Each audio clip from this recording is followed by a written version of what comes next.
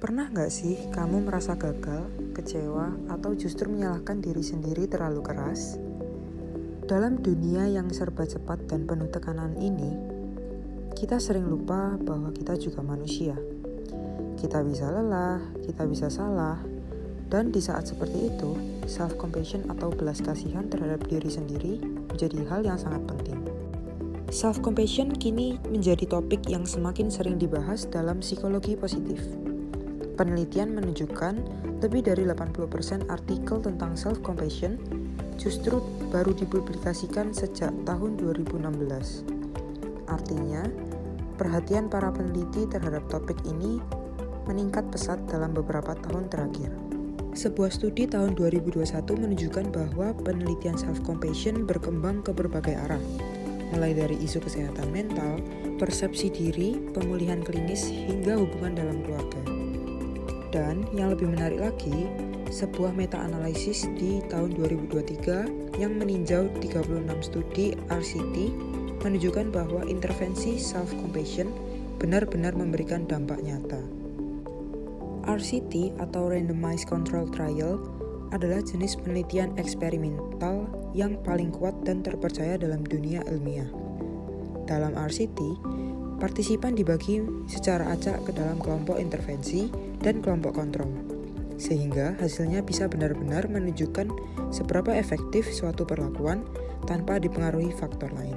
Hasil dari meta-analisis itu menunjukkan bahwa intervensi berbasis self-compassion memiliki efek sedang dalam mengurangi gejala depresi dan stres, serta efek kecil namun tetap signifikan dalam menurunkan kecemasan.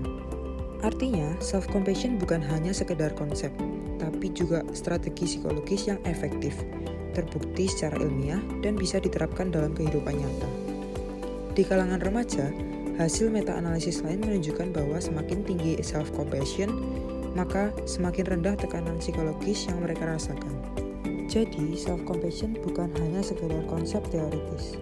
Ini adalah strategi yang nyata, yang bisa membantu siapapun dari anak remaja sampai orang dewasa, dari mereka yang sedang berjuang dengan kecemasan, sampai penyintas pelecehan seksual, seperti yang dijelaskan oleh penelitian pada tahun 2022 oleh Pratiwi dan Herdiana.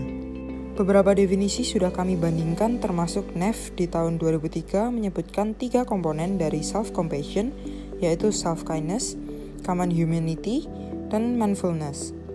Ferrari juga menyederhanakannya sebagai kemampuan bersikap baik pada diri sendiri saat sedang down.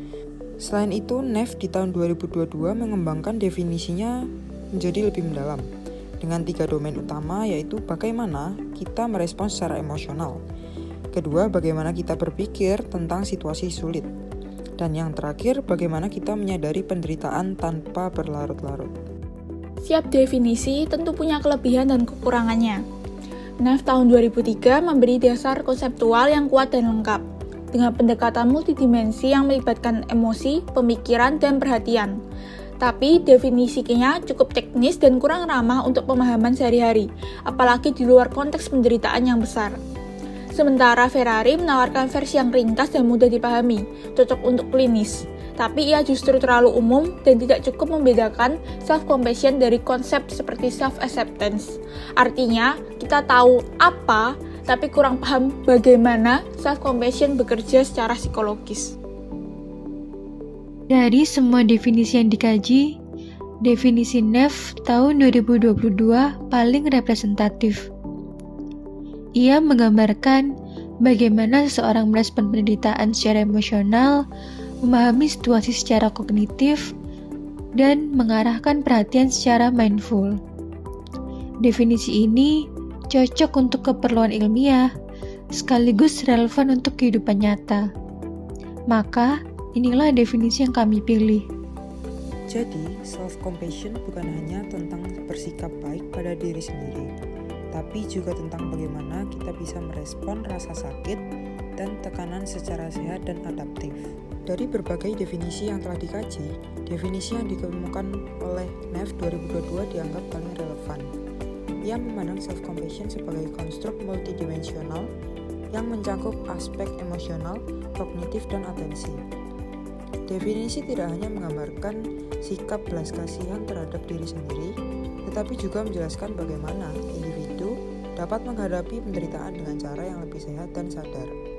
Dengan pemahaman ini, self-compassion bisa terus dikembangkan baik dalam praktik klinis maupun dalam intervensi psikologis, agar semakin banyak orang yang bisa hidup lebih kuat, lebih utuh, dan lebih penuh kasih terhadap dirinya sendiri.